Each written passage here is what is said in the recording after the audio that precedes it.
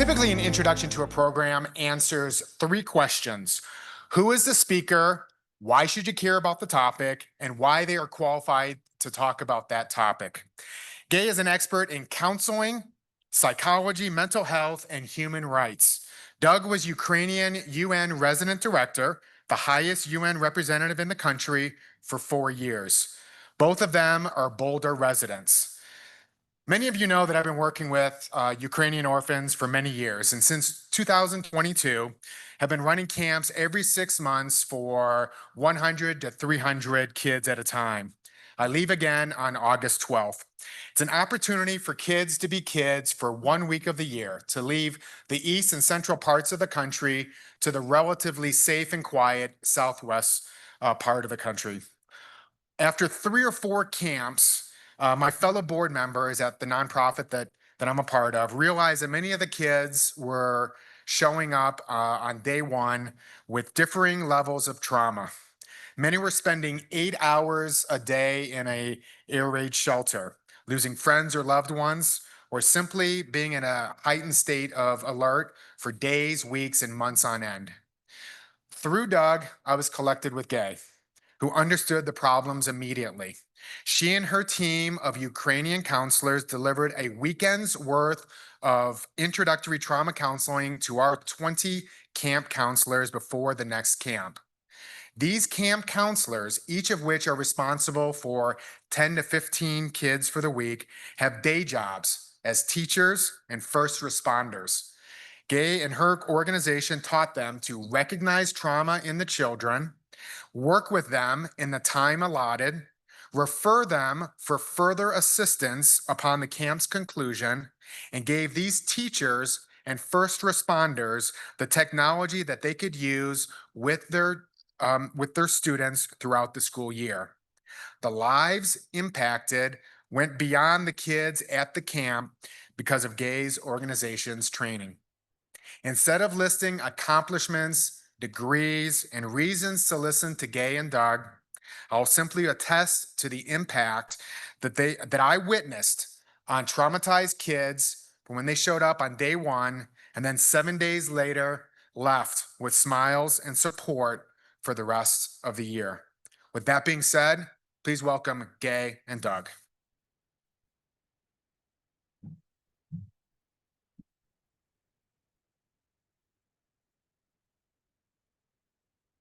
Hold on a second, I gotta get myself set up here. That was such a warm welcome, and I didn't really know the aftermath of the training that we offered, and I'm very moved. I think of these kids going through a week and getting the support they needed to be able to calm their nervous systems, and the camp counselors and teachers as well, to be able to feel at ease enough to smile at the end of the week in the context of war and being orphans that they were coming from.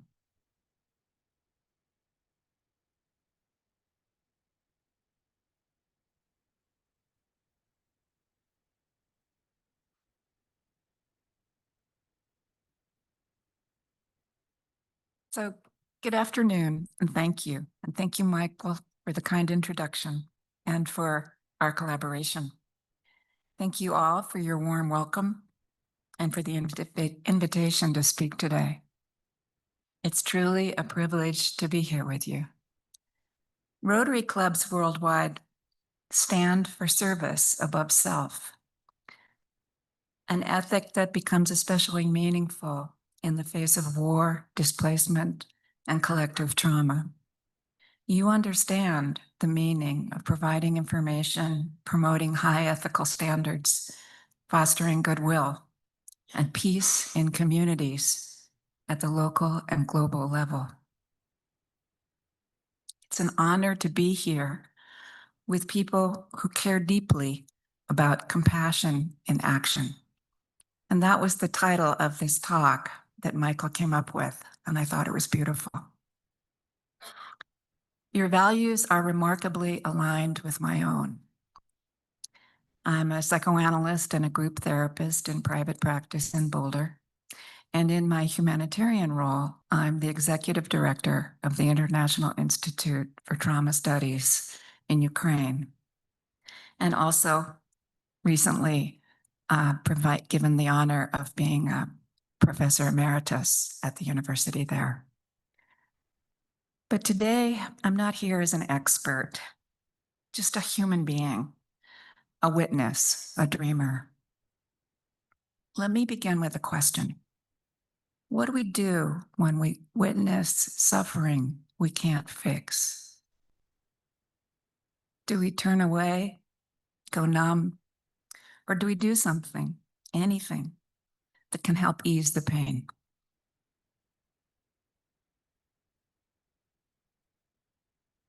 Elie Wiesel, Holocaust survivor and Nobel Peace Prize laureate, when asked about whether or not we are our brother's keepers, once definitively said, yes, we are our brother's keepers.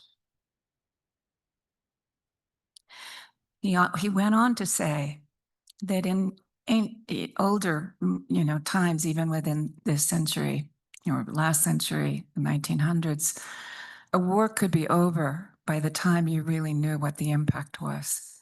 But with media today, we see the bombs that are dropping that day. We learn about the casualties that day. The war, I think, beginning for me in Vietnam, watching what was happening and having that stream into our living rooms, sort of creates something. It creates an awareness. And what Wiesel said was, with that awareness comes responsibility. And that idea really lies at the heart of this story. Before the full-scale invasion in February of 22, along with a few colleagues in the region, I became increasingly concerned the possibility of that Putin would invade. It wasn't an if. He had, as we know, come into Crimea in 2014. And I had been asked to be part of an advisory council for a university there on teaching trauma in a PhD program. In 2019, they were still coping from the impacts of Crimean annexation, and really, as a university, had very little in their psychology department other than Freudian theory to actually intervene on trauma. I was not really free to do much, and it didn't seem like there was urgency. So I didn't really mobilize myself and my organization until the end of 2021. And at that point, I had this instinct that Putin would invade early in 2022. And I began to use Facebook to round up Ukrainian English-speaking psychologists to, in my own mind, develop a bank of translators to help with whatever project I could come up with. I gathered my trauma curriculum, which is actually, it was partly, was helped develop both at Stanford in the Department of Translational Neuroscience and at Harvard Global Mental Health Refugee Trauma. And I had an 8-week program, but I began to realize that in the event of an attack, there would be a huge diaspora. People would be leaving Ukraine into Poland, probably Russians leaving as well. So I thought, well, we need translation in Polish and Russian and Ukrainian. I got the Polish and Russian actually fairly easily. And Elliot, my son who's here, knows this. We had ironically met some Eastern European language specialists at the State Department who Elliot said, Mom, they're spies. No, Ma, no, honey, they're just people. But anyway, I reached out to them and said, can you turn this abbreviated protocol, this 8-week protocol that's now like a 2-day protocol, into Ukrainian? And they sent it back to me. The next day, Putin invaded. The timing was profound. The next morning, February 24th, 2022, missiles fell all across Ukraine. I began teaching trauma stabilization practices that spring. online for Ukrainian graduate students, so-called military psychologists who were actually just psychologists that now had to deal with a war, and psychiatry, social workers, teachers. And overnight, those who had no idea that they would have to deal with war again were faced with that sense of helplessness of really not having the skills to help their nation. Early in the war, in the next, I'd say 6 months, Russian bombs destroyed a military center in Vinnytsia, the same university where I had been informally invited to be on an advisory council. And many of my students, faculty were attending classes with me. 27 of the medical staff were killed. And also the nation's lead adult neurologist and child neurologist. It was a pretty devastating loss adjacent to the university where I teach. The two neurologists, I went online and read their LinkedIn profiles. They were inspiring, altruistic, had a life ahead of them. They were beautiful. They believed in peace. They were peacemakers, peace builders. They loved working with children. They loved working with patients that needed help. They were gone. I lit candles from them for a month from our farm in Taos, but something began to stir in me. I decided that to launch a year-long lecture series for Ukrainian graduate students and psychologists. The online community created a profound sense of solidarity and hope, but by the end of the year, I knew it was far from enough. And then I had a dream. It was a big dream, like epic symbols I had to look up in Google because I didn't even know what they meant. It was not a very personal dream. Usually I kind of dream about my ex-husband, Elliot's father, or, somebody I'm mad at work, or like I drop my pencils out of my purse when I'm trying to go through a checkout stand in the grocery store. Really, nothing really. I'm a psychoanalyst. I know these are nothing dreams, really, not that big of a deal. This dream, I had no understanding about what it meant. I realized in aftermath, it was not meant to be personal. It was a communal dream. We dream not just personally, but we dream as members of an organism that is the social unconscious. And we dream together. In advance of the Holocaust, a journalist had begun to collect all kinds of dreams of Jewish citizens in Germany. They didn't know each other. In the meta-analysis of those dreams after the Holocaust, it turned out that all those dreams were similar in theme, in imagery, and in affect, in emotion. So this dream, I was in the Museum of Natural History. An enormous book lay open. The left page held kind of archetypal images. The paper was parchment or papyrus. A labyrinth, the staff of Asclepius, a single serpent on a staff representing medicine. Soldiers on a video clip running into a firefight at night. And these simple words, never underestimate the ordinary. The right-hand pages were empty, as if the story hadn't been written yet. While I didn't yet understand the meaning of the dream or even some of the symbols, the message was clear that the next chapter had to be written. That dream 2 years ago changed everything. Without quite understanding what I was being guided to do, it became the blueprint for the International Institute for Trauma Studies. Today, IITS is a trauma training institute housed in the PhD program in the State University, Pedagogical University in Vinnytsia, Ukraine. It is hybrid, online and in person, and free to the community, both students at the graduate school and beyond in the extended clinical community throughout all of Ukraine.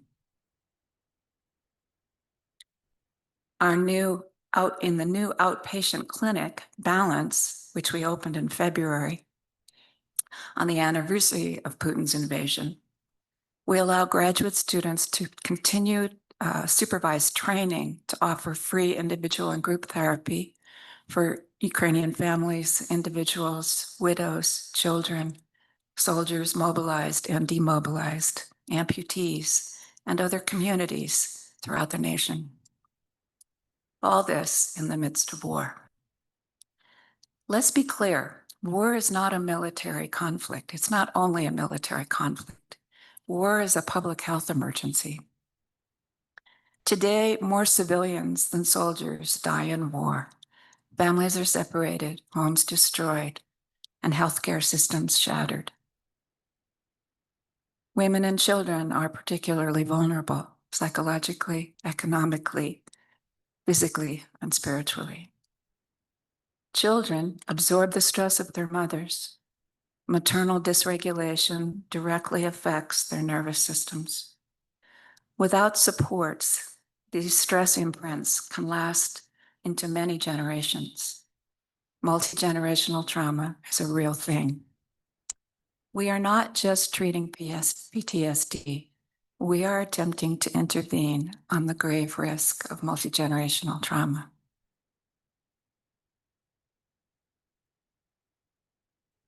In Ukraine, every civilian carries grief.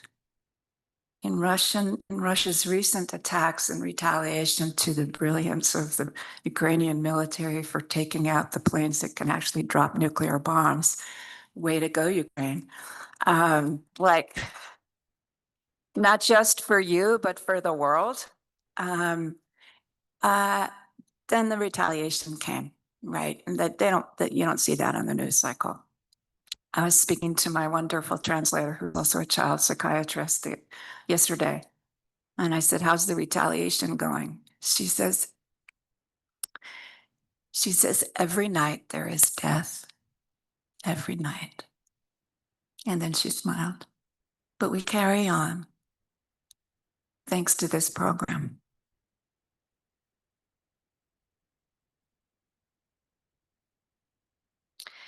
Everyone has lost someone, be it a friend, a father, a future. In psychoanalysis, we speak of the loss of absolutisms, the quiet scaffolding of everyday life that allows us to go on being, that we take for granted that tomorrow will be roughly the same as yesterday.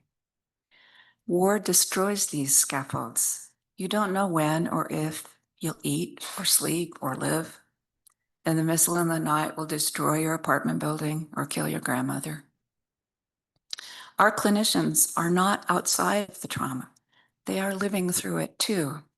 We call this shared trauma, a collapse of the normal distance between caregiver and patient.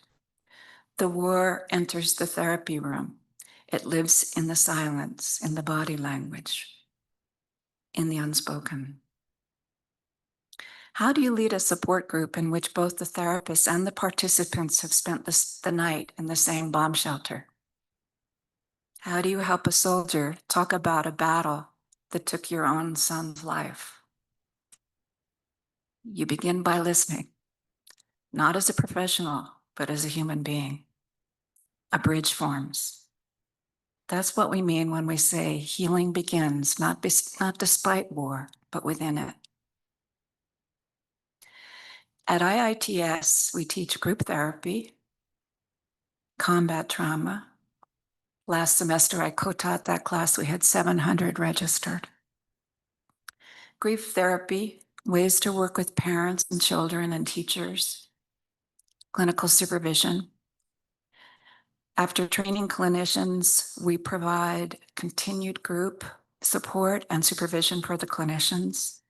We taught an intro course to psychedelic-assisted psychotherapy for PTSD and other trauma outcomes like depression and anxiety, helping Ukrainian researchers push through the legislative barriers to support treatment for veterans. At the center of our curriculum is a model I developed called Contemplative-Based Trauma and Resiliency, or CBTRT. It's an evidence-based framework rooted in neuroscience, group therapy, and meditation, Buddhist meditation practices. It is both clinically rigorous and deeply human. CBTRT supports our clinicians to stabilize their own nervous systems first. You know the old message when you get on a plane, put your oxygen mask on first. Because calm creates calm. From calm comes reflective thinking, emotional regulation, and the capacity to stay in healthy connection to each other, combating the paralyzing isolation of PTSD, anxiety, and depression. And from that comes healing. It works. Take a moment. Let me invite you to go inward. Breathe. Lengthen your exhale. I've been talking about hard stuff. Have you ever stopped when others walked by? Have you ever chosen compassion over convenience? This is the heart of the parable of the Good Samaritan. A wounded man lies on the road. Two pass him by. A stranger stops. He offers care, pays for shelter, crosses tribal boundaries. That act of love, that refusal to turn away or be a bystander, is at the center of everything we do. We are our brother's keepers. Each time I say goodbye to my dear colleague, Taras Levin, in Kyiv, he says quietly, "I hope I will be alive to speak with you again soon." This is the reality we work within. And yet, the love and friendship that's helped forged across boundaries between colleagues, between nations, between strangers, reminds me that even in times of such existential catastrophe, connection is possible. Elie Wiesel said, again, with awareness comes responsibility. We know now, we can't unknow. We have seen the suffering, and that knowledge asks something of us. With very limited funding, just under $80,000 in 2 years, in 2 short years, we've trained over 3,750 Ukrainian psychologists, graduate students, and clinicians.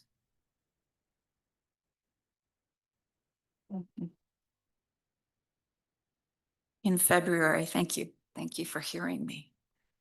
In February, we opened an outpatient practicum clinic, and through our online and in-person outreach, not just through the clinic, but through all the people that we've trained across the nation, our patient outreach conservatively is over 50,000 individuals that we've treated with this model.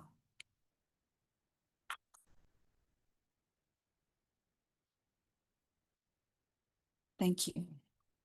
That includes widows and children. It includes Michael's 300 kids and whoever they're connected to, and counselors and whoever they're reaching.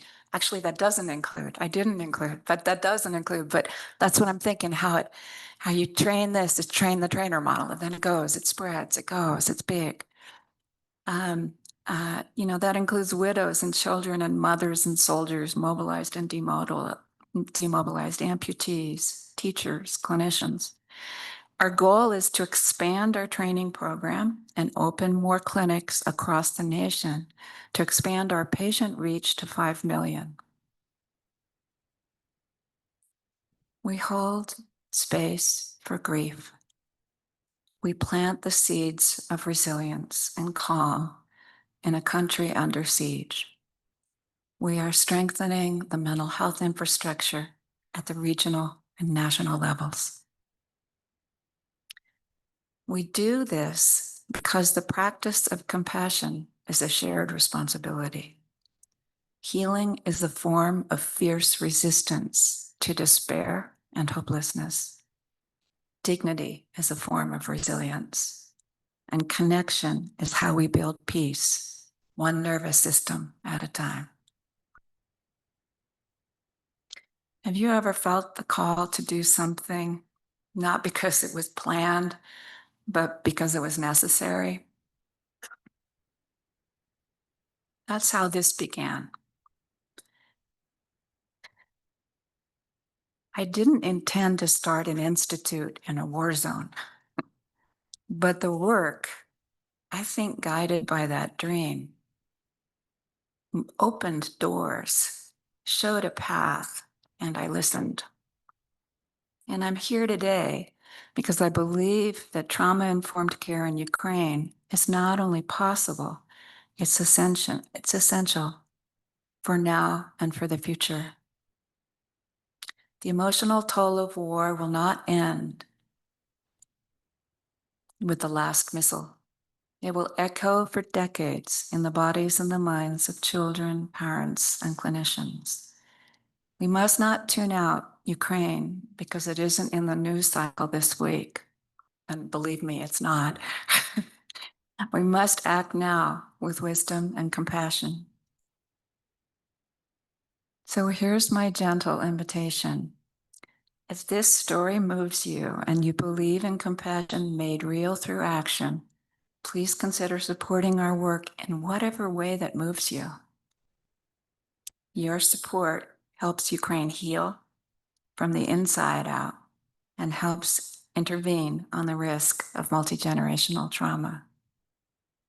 Let us, ordinary people, help write these yet unwritten pages of this story with compassion, dignity, and hope. Let us help hold the light in the darkness of war. Thank you.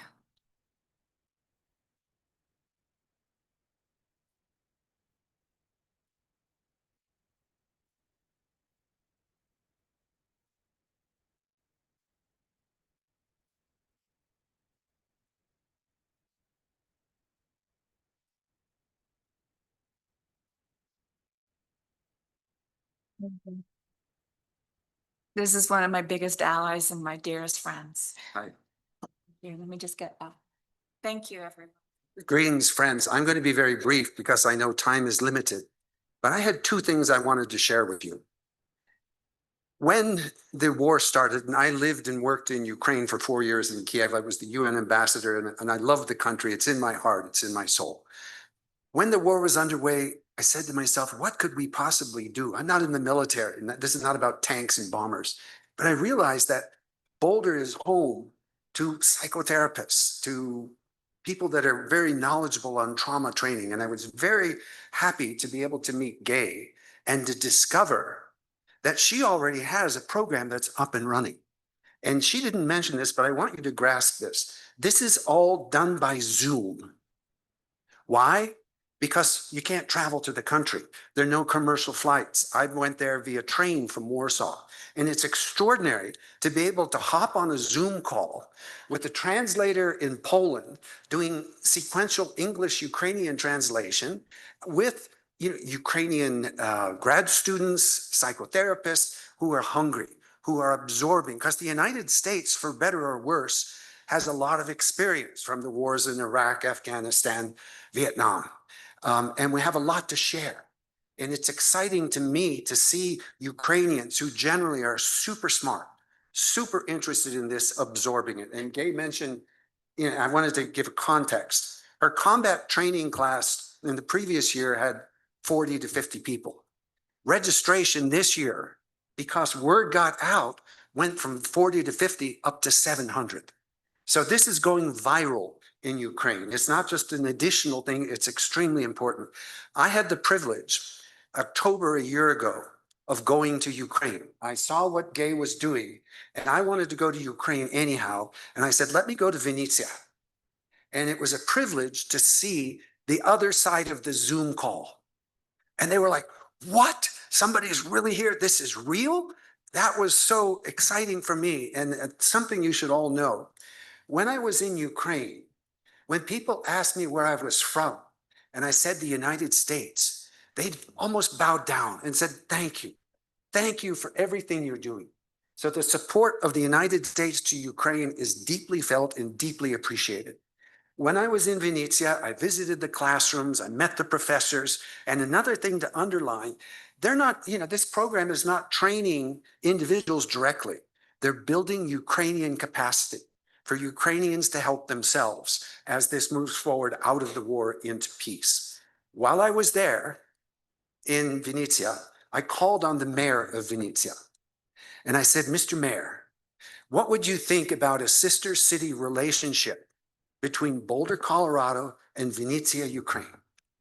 Long story short, we now have a proposal on the desk of City Council of Boulder to establish the sister city relationship between Boulder and Vinnytsia, with the foundational activity being this mental health trauma healing effort that Gaea Logan has led, both as the visionary and so anyway, I wanted to be brief, but I just wanted to share those thoughts with you that this is a program that really, it gets me at the soul. Every time I hear Gaea talk about it, I say, this is amazing.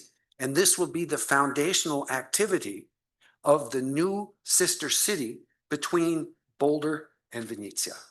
Thank you.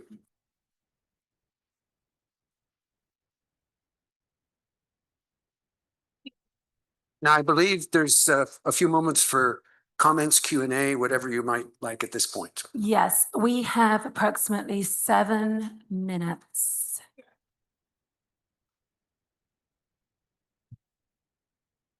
So I'm not sure how to ask this, but Gaea, I think this question is for you. I can't imagine, and I know we don't have time for a therapy session right now, but what do you tell a child whose world has just been destroyed? I mean, I'm thinking of Mike's kids, the orphans. I mean, how in a week can you give them something that they can hold on to that somehow makes the world safe again? I can't even imagine it. So if you can share. Yeah, we have a whole child program that we developed prior to Ukraine for post-conflict zones and conflict zones. We've worked on this in Lebanon, Uganda, and in the United States after traumatic weather and catastrophe. We teach really simply to stay in the focus of today, to feel connected to your friends and your mommy and daddy and your teachers, and just to feel connected and together. We teach kids how to lengthen their exhale, how to feel their feet firmly planted on the ground, into the ground where the roots of the trees are, to draw up good feelings from the earth, and to exhale scary feelings and sad thoughts and scary thoughts. And if you're sitting in your classroom, to feel your sit bones and feel your heart and feel the love and feel where you want to send that love and where that love comes from. And it's evidence-based. Yeah. Thank you so much for coming to speak. It's incredibly moving. I'm going to cheat and ask 2 questions. The first question, though, is a really short one, which is, why are the 2 of you not members of our club? Seriously, I mean it. You should look into it. It's worth considering. But the second, I caught a component of what you said about using I guess, psilocybin or something like that to help treat. How many different modalities of treatment are you working with in your teaching? Because it must be kind of multifaceted. It's multifaceted. Thank you for both. Thank you for both questions, especially number 1. In the year that we did the intro to psychedelic assisted psychotherapy, the FDA had not it was up for approval. MDMA was up for approval for its treatment. And a few months after that semester was over, the the FDA, that felt like the research improved, so it didn't pass. So we didn't teach it again. I would have only taught it again had it passed.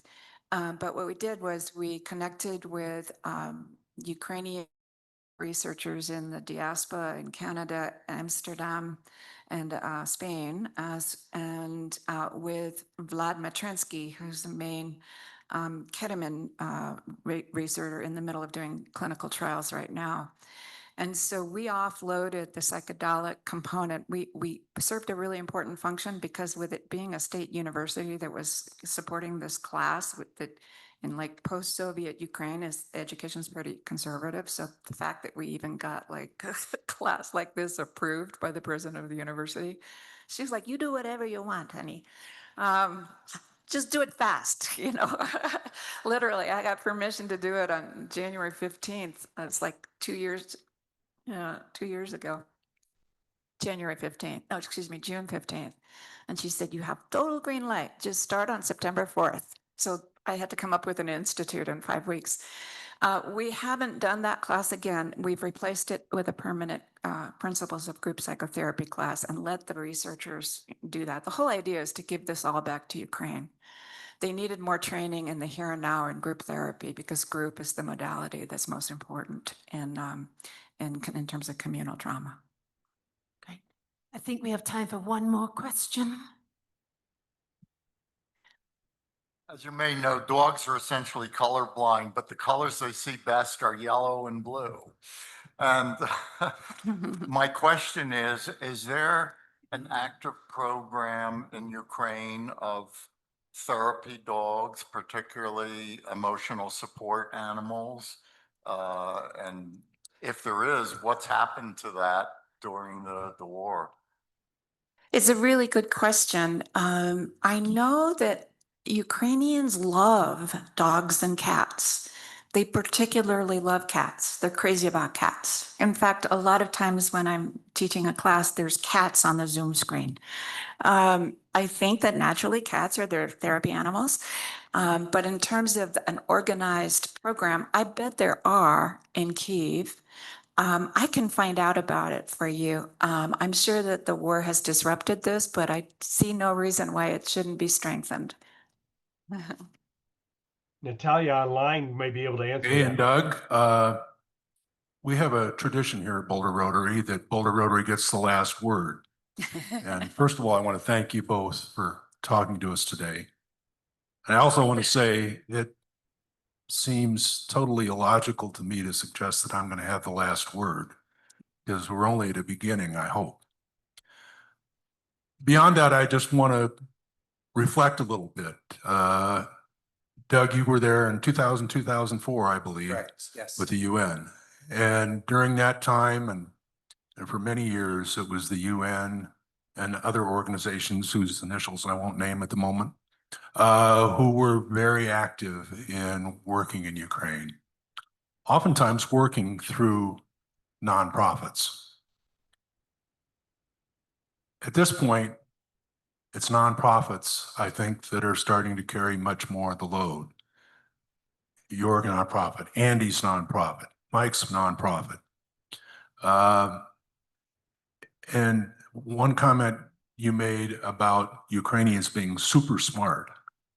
I think, well, all of us that have worked over there can say that's really, really true.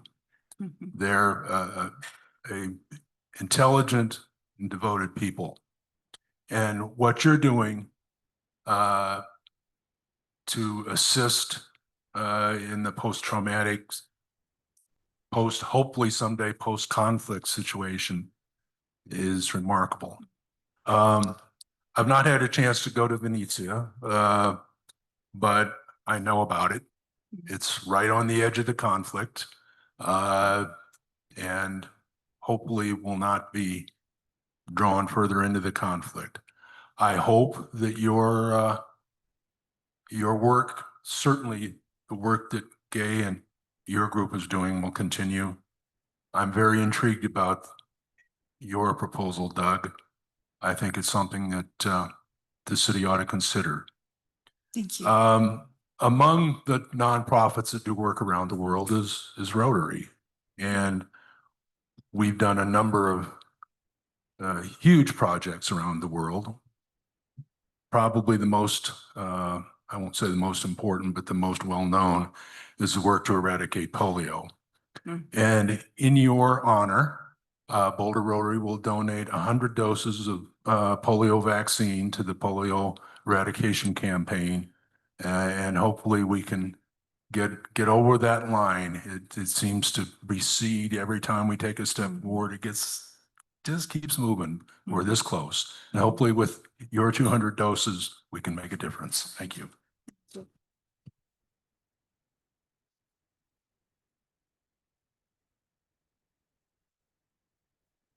As a polio survivor in my childhood, I thank you.